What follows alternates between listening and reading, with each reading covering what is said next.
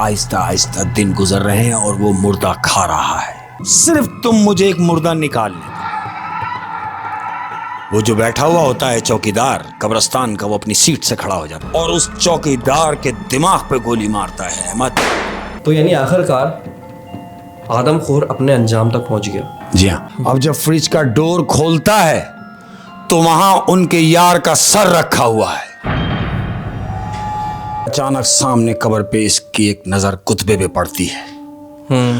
उस कुतबे पे लिखा हुआ है किरण मुख्तार।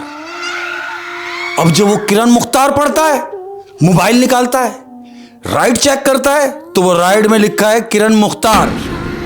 चेहरा भयानक हो गया और उनसे कहता है कि मैं आज तुम्हें ऐसे शिकार पे लेके जा रहा हूं जो तुमने कभी जिंदगी में नहीं किया होगा। और इन सब से कहता है कि आग बुझाओ। वो कहते हैं अभी आग बुझेगी नहीं। वो कहता है आग बुझाओ वरना तुम सबके साथ बहुत बुरा होगा। वो समझ जाता है कि अभी आग बुझाएंगे नहीं। तो वो क्या करता है मालूम? क्या? वो होड़े वाला वो समंदर में उतरता है और समंदर पे चलना शुरू हो जाता है। वो पानी पे चलता हुआ उनसे भाग रहा है। शेख साहब, आप मुझे अपनी कहानियों से तो नहीं डरा सके, तो आपने सोचा कि आप मुझे अपने गेटअप से डरा दें। और आपने ये सोचा कि मैं लाल कपड़े पहन के चले आता हूँ तो अहमद समझेगा कि ये कपड़े नहीं है, ये खून है। तुम इसे खून ही समझो। अच्छा, तो कल को आप लाल लिपस्टिक लगा के आ जाएंगे तो मैं समझूंगा कि आप इंसान का गोश्त खा के आ रहे हैं। वाह वाह वाह वाह वाह वाह, यानी क्या बात तुमने की है। यानी इंसानी गोश्त खाने वाला, जिसको हम आदमखोर कहेंगे। आदमखोर, क्या बात। मैं अगर आज तुम्हें एक आदमखोर की कहानी सुना दूं। आदमखोर का जिक्र मैंने किया और आदमखोर की कहानी आपके जहन में आ गई। बिल्कुल आ गई। अहमद, आज मैं तुम्हें एक ऐसे शख्स की कहानी सुनाने जा रहा हूं। अमीर कबीर, लैंडलॉर्ड, पैसे की भरमार। अच्छा। लेकिन कुदरत के आगे किसकी चलती है।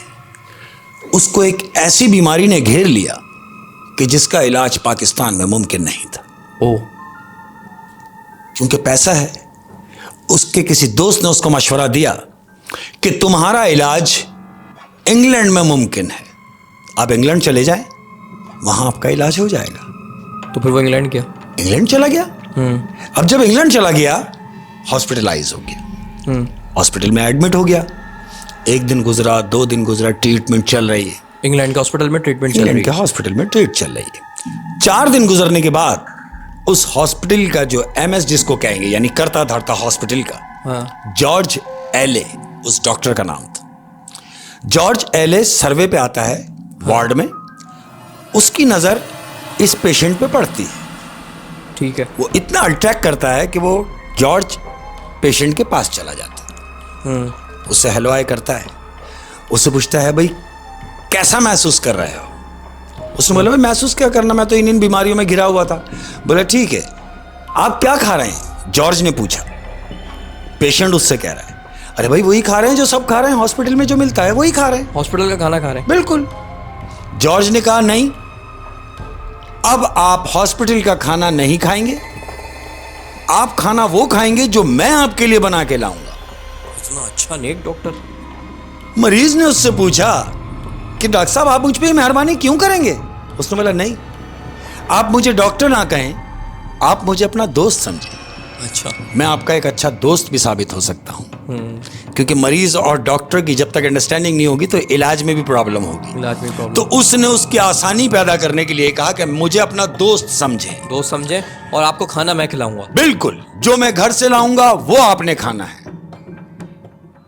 बेहतरीन। घर से खाना आना शुरू हो गया। 1 दिन, 2 दिन, 3 दिन, 4 दिन, वो जो भी खाना घर से बना के डॉक्टर जॉर्ज लेके आता रहा, वो सिर्फ गोश्त बना के लाता रहा। मरीज को गोश्त खिलाता गया। वो गोश्त खिलाता गया।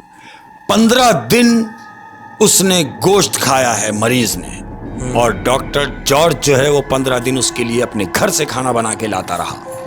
लेकिन हर चीज गोश्त में बनी। हर चीज गोश्त में बनी रही।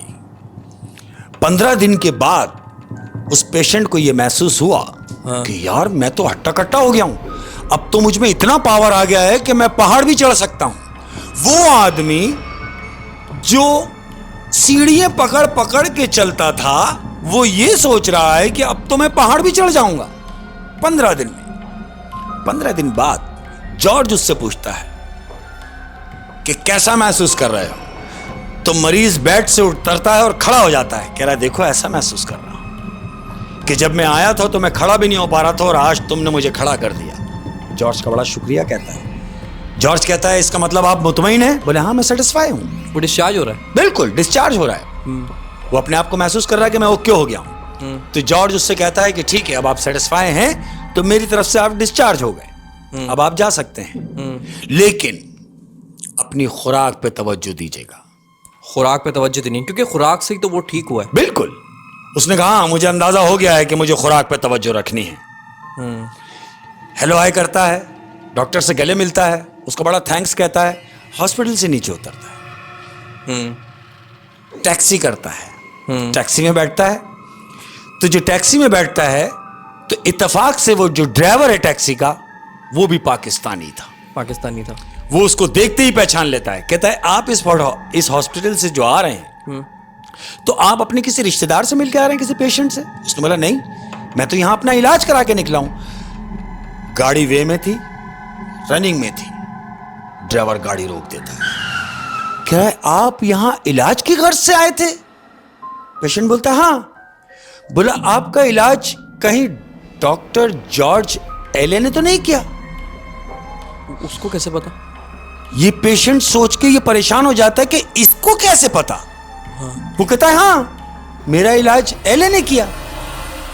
तो कहता है कि जॉर्ज ने आपको कुछ खाने के लिए तो नहीं दिया? उसने बोला खाने के लिए नहीं दिया। अरे भाई मुसलसल 15 दिन में जॉर्ज के घर का बना हुआ खाना खाता रहा हूं। तो ड्राइवर कहता है कि खाना जो तुम खाते रहे वो क्या था? पेशेंट बोलता है कि मैं जो भी खाता रहा वो गोश्त में था, और अब देखो मैं सेहतयाब होकर वापस पाकिस्तान जा रहा हूं। तो ड्राइवर पता है उससे क्या बोलता है? क्या? ड्राइवर बोलता है बज़ाहिर तो आप अपने आप को सेहतयाब समझ रहे हैं, लेकिन आप सेहतयाब हुए नहीं हैं, बीमारी तो आपकी अब शुरू हुई है। ये कहता है ये कैसी बात कर रहे हो तुम? बोला हाँ मैं सही कह रहा हूं, ये हॉस्पिटल मशहूर है इस बात से कि जॉर्ज जिसको भी कुछ खिलाते हैं वो गोश्त की सूरत में वो इंसानी गोश्त होता है। यानी जो वो गोश्त खाता रहा है वो इंसानी गोश्त इंसानी था। वो जो 15 दिन गोश्त उसने खाया है वो इंसानी था अहमद। वो कहता रोको, गाड़ी वापस लो, वापस हॉस्पिटल, गाड़ी वापस हॉस्पिटल लो।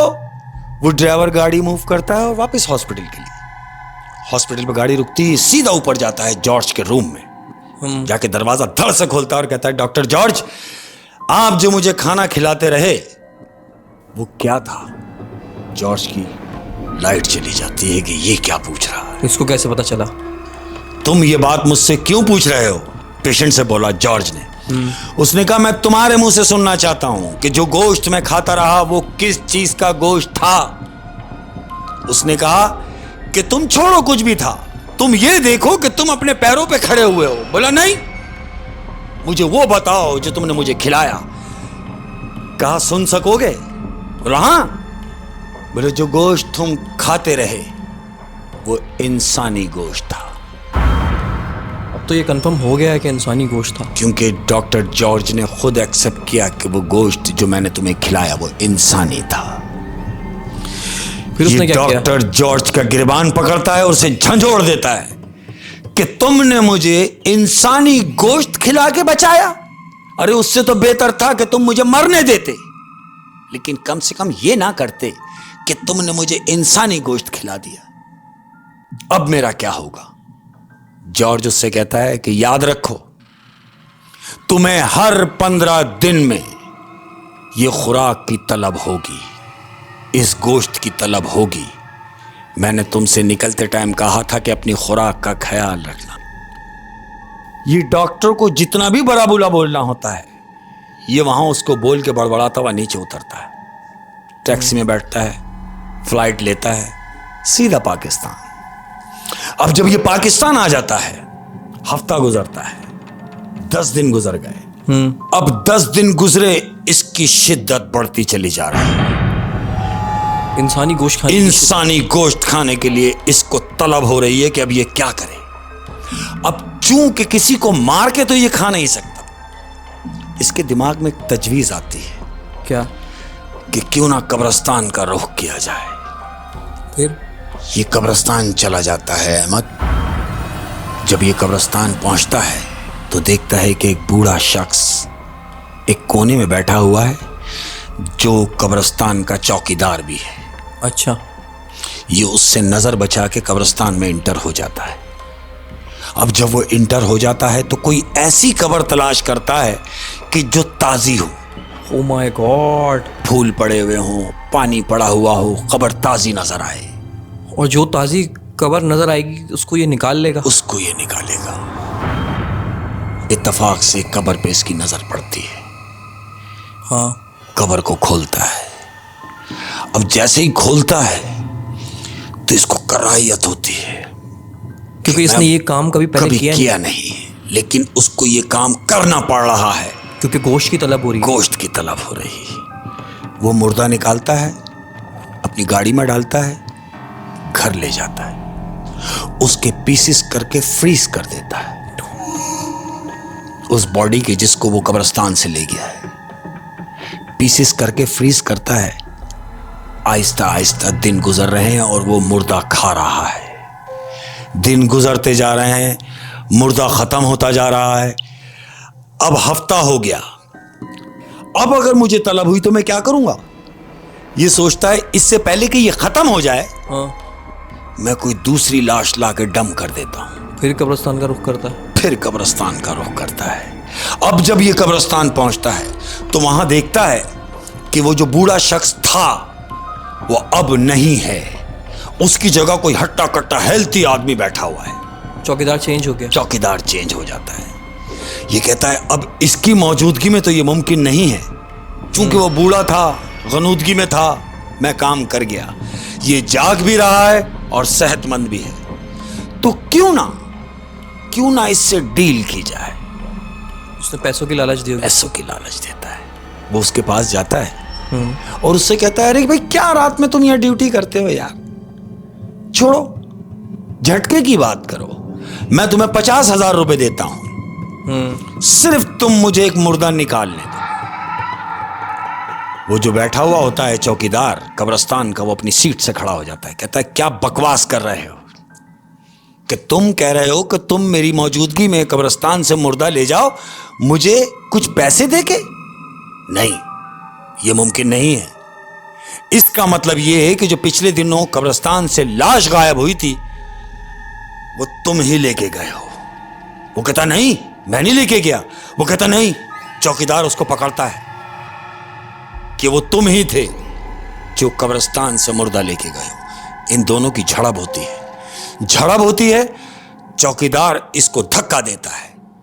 जब धक्का देता है तो वो नीचे गिरता है। जो आदमखोर है वो नीचे गिरता है और नीचे गिरते ही वो रिवॉल्वर निकालता है। आदमखोर रिवॉल्वर निकालता है और उस चौकीदार के दिमाग पे गोली मारता है अहमद। यानी कहीं और नहीं कि ये बच जाए, सीधा दिमाग पे कि इसका काम हो जाए। चौकीदार को मार दिया, गोली मारी और वो वहीं मर गया। और फिर इसने लाश निकालने गया होगा कब्र से। अब क्या करता है? ये सोच रहा है कि मैंने इसे तो मार दिया, हाँ। अब लाश निकालना आसान हो गया। हाँ। मैं किसी भी कब्र से लाश निकाल के ले जाऊंगा। हाँ। दूसरे ही लम्हे इसके दिमाग में एक बात चलती है हाँ। कि जब मैं लाश निकालूंगा तो मैं क्यों निकालूं? ये जिसको मैंने गोली मारी है ये भी तो लाश है। वो उस चौकीदार की लाश को उठा के अपनी गाड़ी में डालता है, हस्बे दस्तूर घर ले जाता है, वही पीसेस करके फ्रीज करता है। अब चूं कि तलब है वो वहां उसको खाता है।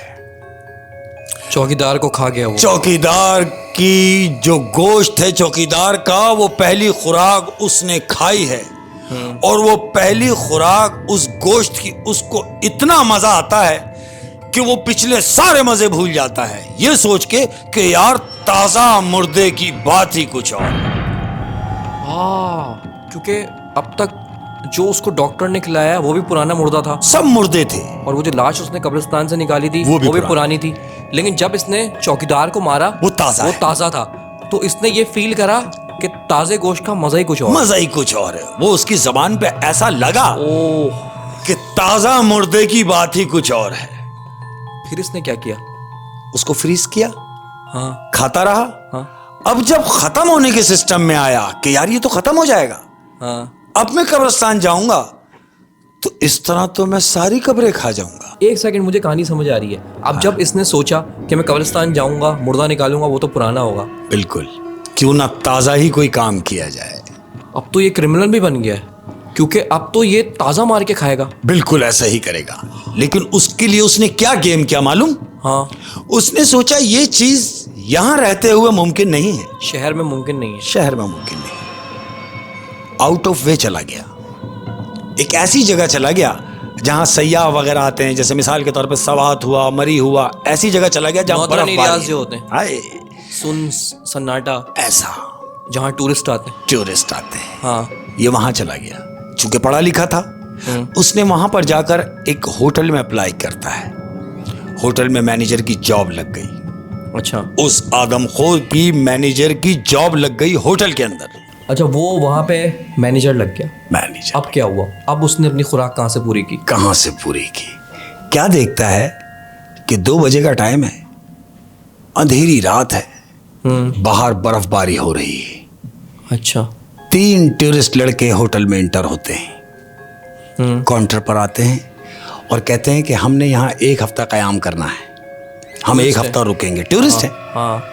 तो हमें रूम चाहिए, ऐसा रूम दे दें जिसमें हम तीनों दोस्त एडजस्ट हो जाएं। रूम दे दिया जाता है। अब जब रूम दे दिया जाता है तो उसी रात को वो तीनों लड़के वापस नीचे आते हैं कि हम में से इसके घर से फोन आ गया है, 3 में से एक लड़के के घर से फोन आ गया कि तुम्हारे वालिद की बहुत तबीयत खराब है, तुम्हें फौरी वापस आना है। अच्छा। और वो 2 दोस्त कहते हैं कि बाहर तो बर्फबारी हो रही है और रात का ये पहर है, इस वक्त हम कैसे तुम्हें शहर तक छोड़ने जाएंगे? तो वो कहता है, मैनेजर, जो वहां मैनेजर लग गया, वो कहता है तुम्हें परेशान होने की जरूरत नहीं है, ये फर्ज मेरा है, मैं इसे शहर तक ड्रॉप करूंगा, आप परेशान ना हो, अपने रूम में जाएं, इसे मैं शहर तक छोड़ के आ जाता हूं। वो आदमखोर फिर उसको शहर तक छोड़ने गया। हाँ।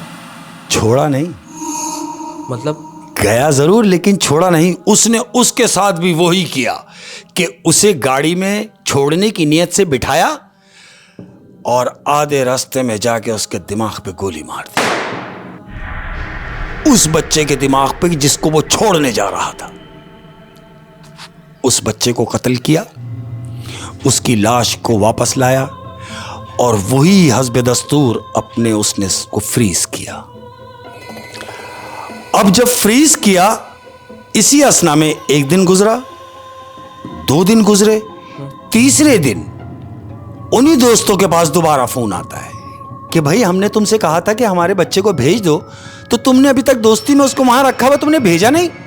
बच्चे कहते नहीं, वो तो 3 दिन पहले यहां से निकल गया, फिर हमने तो उसे भेज दिया, वो घर नहीं पहुंचा। घर वालों ने कहा नहीं।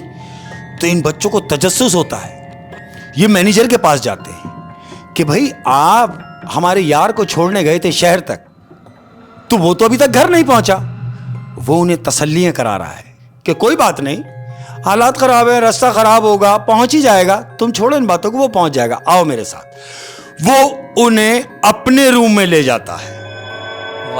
आदमखोर, आप यहां बैठें, आज का डिनर आप मेरे साथ करेंगे। अब ये तीनों मिलके खाना खा रहे हैं। खाना खाने के दौरान उन दोनों दोस्तों में से एक दोस्त उससे पूछता है, किससे? मैनेजर से कि आपने हमारे दोस्त को कहां ड्रॉप किया था?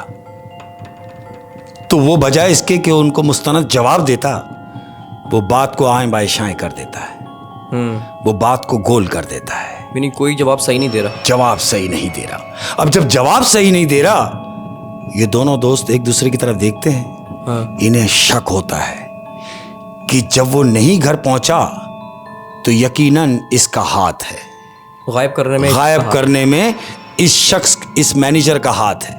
हाँ। खाना फारिग होता है और वो कहते हैं कि देखें, अगर हमारा दोस्त अपने घर सही सलामत नहीं पहुंचा तो तुम्हारी खैर नहीं। इस बात पे इन तीनों की झड़प होती है।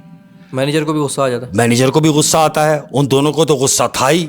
अब चूंकि वो दो थे, ये एक था। आदमखोर अकेला था। आदमखोर अकेला था। उन दोनों दोस्तों ने मिलकर उस पर चढ़ाई कर देते हैं। हाथापाई हो गई। हाथापाई हो गई, और इस हद तक हाथापाई हुई कि उसको मार मार के अधमुआ कर देते हैं और वो बेहोश हो जाता है। आदमखोर बेहोश हो गया। बेहोश हो गया। अब जब वो बेहोश हो गया, ये दोनों दोस्त बैठे हुए हैं और ये बात करते हैं कि अब ये होश में आएगा तो हम इससे पूछेंगे, अगर ये बताएगा तो ठीक, वरना फिर हम पुलिस को रिपोर्ट करेंगे। अच्छा। ये सोच ही रहे हैं, ये बात ही हो रही है, तो उनमें से एक दोस्त कहता है कि चल यार फ्रिज से पानी पिला दे। एक उठता है, फ्रिज का डोर खोलता है। अब जब फ्रिज का डोर खोलता है तो वहां उनके यार का सर रखा हुआ है। वो दोस्त जिसको वो छोड़ने गया था, वो दोस्त जिसके साथ ये दोनों थे, उसका सर फ्रिज में रखा हुआ है। आदमखोर। फिर ये दोनों लड़के क्या करते हैं? अब जब देख लिया कि यार का सर वहां रखा हुआ है, हाँ। वो सोचते हैं अब क्या किया जाए, तो वो पूरे कमरे की तलाशी लेते हैं। अब जब कमरे की तलाशी लेते हैं तो उसका रिवॉल्वर उन्हें मिलता है।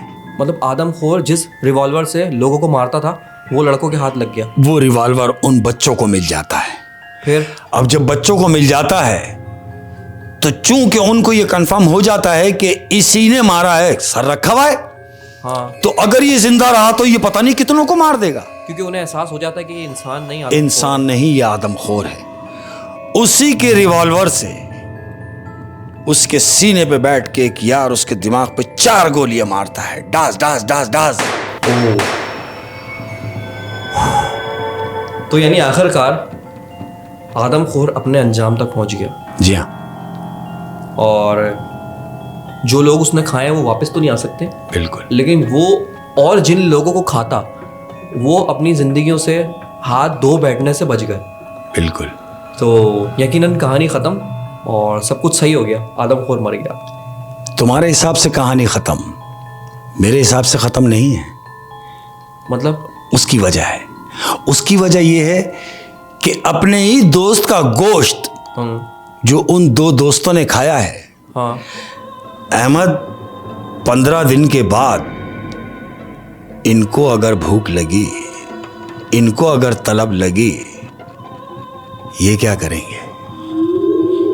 उसको भी इंसानी गोश्त खाने के बाद इंसानी गोश्त की तलब हुई थी, और क्योंकि ये अपने दोस्त का इंसानी गोश्त खा चुके हैं, इनको भी अब गोश्त की तलब होगी 15 दिन बाद। बिल्कुल होगी। Oh my God. तो यानी ये भी किसी को मार के ही खाएंगे? बिल्कुल खाएंगे। तो फिर आगे इन्होंने किसको मारा? पता नहीं कितनों को मारा होगा अहमद। नहीं, आगे की कहानी बताए ना। आगे की कहानी क्या बताऊं, मैं तो समझता हूं कि ये कहानी यहाँ ख़त्म है, लेकिन वो जो 2 हैं, हाँ न जाने वो क्या करेंगे। यार देखिए शेख साहब, फिर आपने अधूरी कहानी सुनाई। आप क्यूरियोसिटी छोड़ देते हैं, ठीक है। हमारे जो व्यूअर्स हैं वो भी यही कहते हैं कि कहानी का, जब आप कहानी शुरू कर रहे हैं तो उसका एक एंड भी होना चाहिए। तो इसका एंड कहाँ है? मतलब अब हमें ये भी तो बताएं, वो जो आदमखोर तैयार हुए 2, हाँ, तो उन्होंने अपनी खुराक कहाँ से पूरी की? उन्होंने अपनी खुराक ऐसे पूरी की होगी, हाँ, जहां तक मैंने सुनी, हाँ, वहां तक तुम्हें सुनाई। हाँ। अब ये जो 2 रहते हैं, हो सकता है इनकी भी कहानी हाथ में आ जाए तो फिर मैं आपको आके वो भी सुनाऊंगा।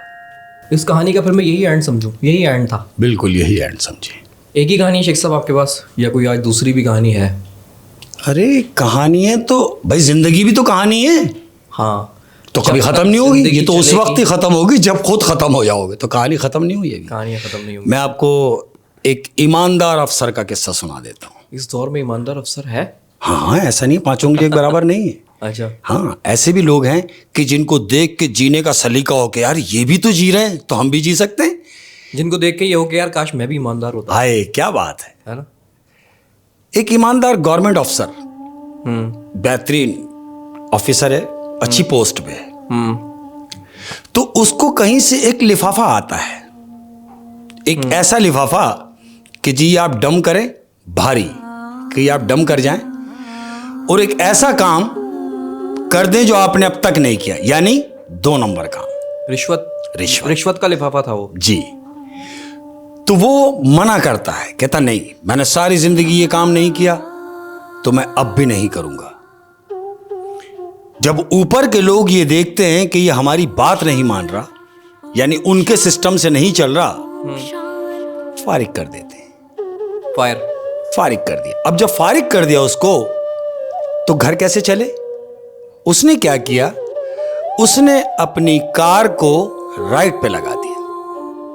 ऑनलाइन टैक्सी जो चलती है, ऑनलाइन टैक्सी, जैसे टैक्सी चल रही है, हाँ। ठीक है जी, ऑनलाइन ड्राइव शुरू कर दिया उसने। ठीक है। अब दिन में तो चलाता रहा, हाँ। अब चूंकि अखराजात ज्यादा थे, दिन में पूरा नहीं हो रहा, तो क्या किया जाए? उसने सोचा कि क्यों ना मैं रात में भी चलाना शुरू कर दूं, रात में भी, ताकि बैलेंस हो जाए। अब वो रात में भी चला रहा है। हाँ। तो क्या देखता है, एक दिन रात को तकरीबन 1:30 बजे के टाइम एक राइड आती है। राइड में देखता है तो नाम लिखा है किरण मुख्तार। किरण मुख्तार जी, फीमेल है। फीमेल। ये पॉइंट पे पहुंचता है, पैसेंजर को पिक करता है और उसकी मखसूस जगह पे लेके जाता है। अब जब जगह पे लेके जाता है, गाड़ी ड्राइव हो रही है, चल रही है, कब्रिस्तान शुरू हो जाता है। जब कब्रिस्तान शुरू हो जाता है तो वो मोहतरमा से पूछता है कि आपको कितनी दूर जाना है? वो कहती है बस जरा सी दूर और। मतलब लोकेशन जो एंड हो रही है वो कब्रिस्तान के पास हो रही है। कब्रिस्तान के करीब जब गाड़ी पहुंचती है, वो कहती है बस रुक जाएं। वो गाड़ी रोकता है। कब्रिस्तान के बराबर में एक घर है, 3 मंजिला घर बना हुआ है कब्रिस्तान के बराबर में। वो कहती है आप यहां रुकें, मैं आपके पैसे भेजती हूं। वो गाड़ी में बैठ जाता है। वो खातून उतरती हैं और बजाय इसके कि वो घर में जाती, वो कब्रिस्तान में एंटर हो जाती है। अब ये उस खातून को देख रहा है कि यार ये तो घर का कह के गई है, ये यहां कहां जा रही है? वो अपनी गाड़ी से उतरता है,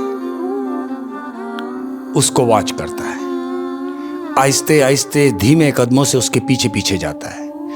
वो कब्रिस्तान में वो खातून दाखिल हुई, हाँ। और दाखिल होने के बाद ओझल हो गई। अब जब उसकी नजरों से ओझल हो गई तो वो भी कब्रिस्तान में जाके चारों तरफ उनको देखता है। वो खातून कहीं नजर नहीं आ रही, यानी उसके पीछे पीछे जा रहा था और पीछे चलते चलते वो अचानक सामने से गायब हो गई। कब्रिस्तान के बीच में खड़ा हुआ है, चारों तरफ नजर दौड़ा रहा है। वो खातून कहीं नजर नहीं आ रही। खातून गायब। अचानक सामने कब्र पे इसकी एक नजर कुतबे पे पड़ती है। उस कुतबे पे लिखा हुआ है किरण मुख्तार। अब जब वो किरण मुख्तार पढ़ता है, मोबाइल निकालता है, राइड चेक करता है, तो वो राइड में लिखा है किरण मुख्तार। वो कुतबे को देखता है तो उस किरण मुख्तार को मरे हुए जो कुतबे की डेट बता रही है, वो डेट बता रही है 30 साल पुरानी।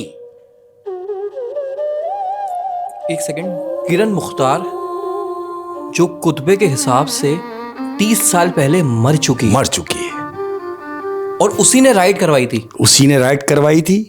उसके साथ बैठ के आई है, कब्रिस्तान में गई है और जाने के बाद गायब हो जाती है। तो वो देख रहा है कि किरण मुख्तार की राइड थी और किरण मुख्तार इस कुतबे पे भी लिखा है। गश्त खा के गिर जाता है। यार ये जो टैक्सी चलती हैं रातों को जी, इन लोगों को भी सैल्यूट करना चाहिए यार। आफरीन है उन लोगों पे। किस तरह आप अजनबी लोग गाड़ी में बैठते हैं और मुख्तलिफ लोगों से पाला पड़ता है। बिल्कुल पड़ता है। अब मुझे नहीं पता ये मेरी गाड़ी में जो बराबर में आके बैठा है कौन है, ये शख्स कौन है। दिन में तो चले सेट हो जाता है, लेकिन रात के पहर हैं और कब्रिस्तान से गुजर है और कब्रिस्तान के पास आपको रुकवा दिया जाता है और कहा जाता है कि मैं घर से पैसे लाके देती हूँ। तो घर का बोल के उतरी जरूर है, लेकिन गई कब्रिस्तान में है। कब्रिस्तान में गई तो उसने अपनी ही कब्र से मुलाकात करवा दी। किरण मुख्तार, जिसको मरे हुए 30 साल हो चुके हैं। 30 साल हो चुके हैं। ये सब यार इस वाली कहानी से मैं थोड़ा डरा हूँ, और ये कि मुझे मज़ा आने लगा हाँ। है एक्चुअली। अगर आप मुझसे पूछे तो मुझे मज़ा आ रहा है, लेकिन ये कि जब भी हम डरावनी कहानी सुनते हैं हाँ तो सुनते वक्त तो हमें बहुत मज़ा आ रहा होता है, बिल्कुल। लेकिन बाद में वो कहानियों का भूत या कहानियों की चुड़ैल हाँ हमारे दिमाग में कहीं रह जाती है। हमें ऐसा लगता है कि वो अभी यहाँ है, हाँ। अभी यहाँ है, बिल्कुल ऐसा ही है। ऐसा ही है। तो किसी ने ठीक कहा है कि भूत आपके घर में नहीं, आपके दिमाग में होता दिमाग में होता है। वाह वाह वाह दिमाग में वाह, होता है। बिल्कुल ऐसा ही। है। हाँ शेख बिल्कुल साहब। ऐसा। हाँ जी, हाँ यार, कोई एक कहानी और हो जाए, एक और हो जाए। एक और हो जाए तो एक कहानी में सुनाता हूँ दोस्तों की। दोस्तों की। 4-5 यार दोस्त हैं, हाँ हफ्ते की रात है, हाँ, नेक्स्ट डे छुट्टी है। नेक्स्ट डे छुट्टी है, छुट्टी है, नाइट। सैटरडे नाइट मनाने का सोचते हैं तो क्या करें, बोले यार चलो एक काम करते हैं, शिकार पे चलते हैं, शिकार पे। मछली के शिकार पे। हाँ भाई कैसे करेंगे, बोले ऐसे नहीं यार बैठ के शिकार कर रहे हो किनारे से पकड़ी हो, नहीं, हम बैठेंगे लॉन्च में, जिसको होड़ा बोला जाता है। होड़ा। कश्ती, हाँ होड़ा, मछेरों की जबान में उसको होड़ा बोलते हैं। हाँ तो कहते हैं कि यार हम होड़ा बुक करेंगे हाँ। और होड़े पे बैठ के समंदर में जाके शिकार करने का मजा ही कुछ और है। यही सब माहौल बना के 4-5 यार दोस्त शिकार के लिए निकल जाते हैं रात को। अब जब ये वो किनारे पे पहुंचे हैं कि यहां से होड़ा किया जाएगा, अब चूंकि रात हो चुकी है तो रात में तो कोई होड़ा मुमकिन नहीं है। ये सोचते हैं कि यार हम किस वक्त आ गए, वापस। कि इस वक्त तो कश्ती का मुमकिन नहीं है सिलसिला, तो हम वापसी चलते हैं। तो उनमें से एक कहता है नहीं यार जब आ ही गए हैं तो थोड़ा इंतजार कर लेते हैं, जाएंगे होड़े पे। अच्छा। ये सोच ही रहे हैं तो दूर से देखा एक शख्स साइकिल पर आ रहा है, उस अंधेरे में। अंधेरे। वो साइकिल चलाता हुआ इनके पास आता है और इनसे आके कहता है आप लोग यहाँ कैसे? कह रहे भाई हम तो घूमने आए हुए हैं। बोले तो यहाँ क्यों खड़े हैं? बोले हम तो होड़े के इंतजार में। बोले लो, इंतजार में क्या मेरा अपना होड़ा है? बोले नहीं भाई। अब ये सारे एक दूसरे को देख के खुश हो जाते हैं कि अब शिकार मुमकिन है। अब शिकार मुमकिन है। अब चूंकि शिकार पे जब वो जाएंगे तो वहां जाने के लिए पीने का पानी भी चाहिए। हाँ ये पानी नहीं लेके गए साथ, तो ये उस शख्स से कहते हैं जो साइकिल पे आ रहा था हाँ। कि यार आपका घर यहाँ से कितनी दूर है? उसने बोला ये रहा। तो कहा एक काम करो यार, पीने का पानी का एहतमाम कर लो, वो इंतजाम हो जाएगा तो फिर होड़े पे पानी पीने की परेशानी नहीं होगी। उसने बोला कोई मसला नहीं है। वो कैन उठाता है, पानी लेने के लिए पानी लेने चला गया। अब चूंकि ये सारे यार दोस्त होड़े में बैठ गए, सोचते हैं यार मछली पकड़ेंगे कब, पकाएंगे कब, खाएंगे कब। तो टीन के कैन होते हैं जिसमें सालन होता है, आलू गोश्त बने हुए, कोफ्ता बना हुआ है, कोरमा बना हुआ है, ये मिल जाते हैं। टीन के कैन में मिलता है। ये सोचते हैं यार एक काम करते हैं, हम एक कैन काट के उसको गर्म कर लेते हैं, लकड़ियों पे गर्म कर। लकड़ियों पे गर्म कर लेते हैं। हाँ चूंकि होड़े पे चूल्हे का एहतमाम होता है। हाँ। इन्होंने होड़े में आग जलाई, सालन गर्म करने के लिए रखने लगे होते हैं तो वो वहां से दूर से चिल्ला रहा हुआ आता है, चीखता हुआ आ रहा है, बंद करो, ये आग बुझा दो, ये आग बुझा दो। भागता हुआ आ रहा है। ये सारे कहते हैं भाई आग बुझा देंगे तो सालन कैसे गर्म होगा? तो वो आग बुझाने को क्यों कह रहा है? वो क्यों कह रहा था? वो उनके करीब आके कहता है कि इस आग को फौरन बुझा दो। अगर तुमने आग नहीं बुझाई तो यहाँ पर सिक्योरिटी जो लोग घूमते हैं इर्द गिर्द नेवी के सिस्टम से, वो लोग आ जाएंगे, उसकी वजह से आपको डिस्टर्ब करेंगे। जब आपको डिस्टर्ब करेंगे तो जाहिर है मैं भी डिस्टर्ब हो जाऊंगा, तो बेहतर ये कि इस आग को बुझा दो। वो कहते हैं यार हमारे पटा के आग बुझवा दी उसने। आग बुझवा देता है। वो ये सोचते हैं सारे दोस्त कि यार अगर हमने आग नहीं बुझाई तो हमारी पिकनिक की ऐसी तैसी हो जाएगी, फिलहाल तो बुझा ही दो। आग बुझा दी। आग बुझा दी, ठंडा ही सालन खा लिया तमाम दोस्तों ने। फिर शिकार पे निकले वो। अब ये शिकार के लिए निकले हैं लॉन्च पे। ये होड़े में जा रहे हैं, समंदर में चला जा रहा है होड़ा, duck duck duck duck duck duck duck duck duck duck duck duck duck duck duck, काफी दूर चला गया। तो उन दोस्तों में से एक कहता है, बोला भाई क्या हमें सरहद पार या बॉर्डर पे खिलाओगे क्या शिकार? भैया बस ठीक है, यहीं खड़ा कर दे, हम यहीं पकड़ लेंगे। बोला नहीं, मैं आपको ऐसी जगह लेके जा रहा हूं जहां डोर डालो और मछली, डोर डालो और मछली। कहते हैं हाँ। बोले जाने दो। थोड़ी देर और चलता है होड़ा, बीच समंदर में वो होड़ा चला गया। अब जब वो होड़ा बीच समंदर में चला गया, अब क्यों कि वो जो होड़ा चला रहा है उसका मुंह उस तरफ है, वो आगे बैठा हुआ है और ये तीनों पीछे बैठे। ये तीनों पीछे, चारों जो दोस्त हैं ये यहां बैठे हैं। वो उससे कहते हैं कि भाई बस करो, यही शिकार करेंगे, अब जो वो घूमा है, इन दोस्तों ने जो उसकी आंख देखी है, तो वो आंख ऐसा लग रहा था जैसे किसी ने 2 लाल कलर के बल्ब लगा दिए हों। अच्छा, जब वो शख्स पलटा तो उसकी आंखें लाल। अच्छा, वहां उसकी आंखें लाल नहीं थी जब बैठे, हाँ, जब बैठे थे तो उसकी आंख लाल नहीं थी, लेकिन जब उसने बीच समंदर में जाके हल्का सा लुक कराया है तो इन सब लोगों ने जज किया कि उसकी आंखें 2 जलते हुए बल्ब के मानिंद है लाल। वो कहते हैं कि भाई कितनी दूर लेके जा रहे हो? बोले बस थोड़ी सी दूर। वापस अपना मुंह उधर करता और घोड़ा फिर चल रहा है। 10-15 मिनट वो फिर चल रहा है। सारे दोस्त एक आवाज होके बोलते हैं, बोले भाई बस करो, और कितनी दूर लेके जाओगे? वो फिर पलटता है, उसकी आवाज चेंज होती है, चेहरा भयानक हो गया और उनसे कहता है कि मैं आज तुम्हें ऐसे शिकार पे लेके जा रहा हूं जो तुमने कभी जिंदगी में नहीं किया होगा। ये बात कह के वो उस तरफ पलट जाता है। ये सारे दोस्त एक दूसरे को देखते हैं और आपस में करीब आके मशवरा करते हैं कि यार ये जो हम समझ रहे हैं ये वो नहीं है, ये इंसानी शक्ल में कुछ और है, ये इंसान नहीं है, ये इंसान नहीं है। अब क्या किया जाए?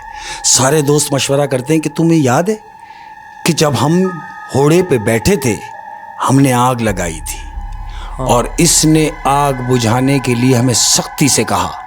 हाँ, आग जब जलाई थी तो वो घबरा गया था और इसने आग बुझवा दी थी। तो क्यों ना आग जलाई जाए? ये सारे दोस्त मशवरा करके घोड़े पे आग लगाते हैं। अब जब आग लगाते हैं तो वो फिर अचानक घूमता है और इन सब से कहता है कि आग बुझाओ। वो कहते हैं अभी आग बुझेगी नहीं। वो कहता है आग बुझाओ वरना तुम सबके साथ बहुत बुरा होगा। वो कहते हैं अभी आग बुझेगी नहीं। जिस तरह आग बढ़ती चली जा रही है, हाँ, उसी तरह उसका गुस्सा भी बढ़ता चला जा रहा है। जैसे ही आग पिक पे आ जाती है, हाँ, वो समझ जाता है कि अभी आग बुझाएंगे नहीं। तो वो क्या करता है मालूम? क्या?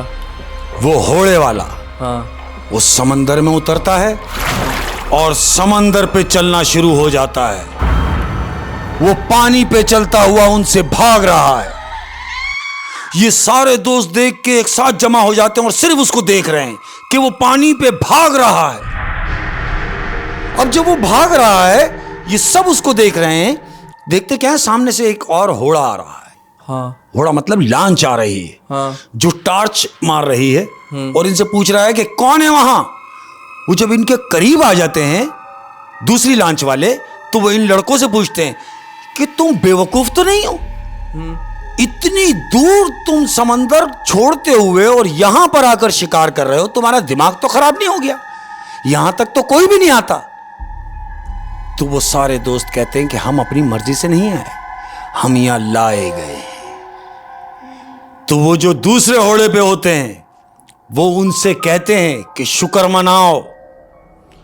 मनाओ कि तुम सब बच गए, और अगर उसकी सुनते तो हो सकता है तुम में से कोई भी नहीं बचता। हाँ, मैं समझ गया। वो एक और ही मखलूक थी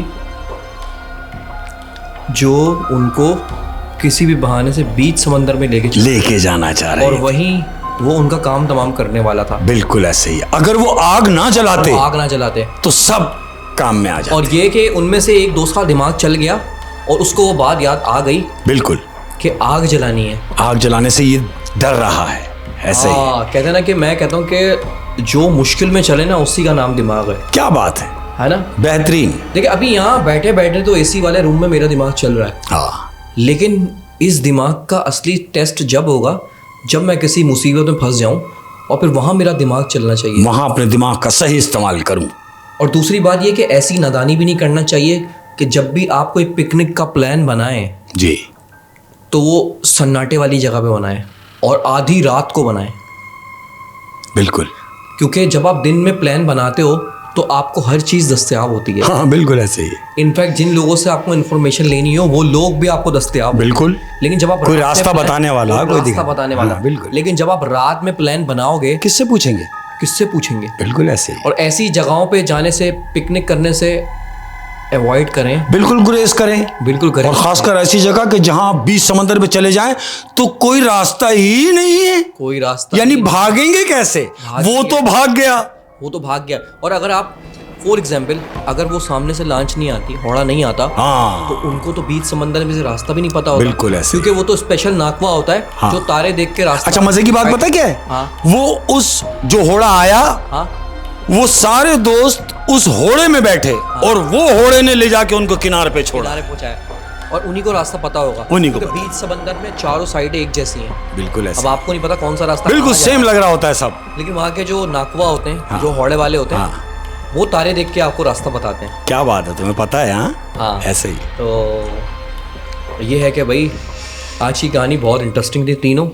क्या बात। और ये है कि अब आप तो चले जाएंगे, बिल्कुल। मैं क्योंकि घर में अकेला रहता हूँ। हाँ लेकिन अब मैं अकेला नहीं रहूँगा, अब मैं और मेरा डर दोनों साथ रहेंगे। दोनों साथ रहेंगे। और आप लोग भी खुश रहें, और अपने डर को भी खुश रखें, और अपने डर से कभी नहीं डरिएगा।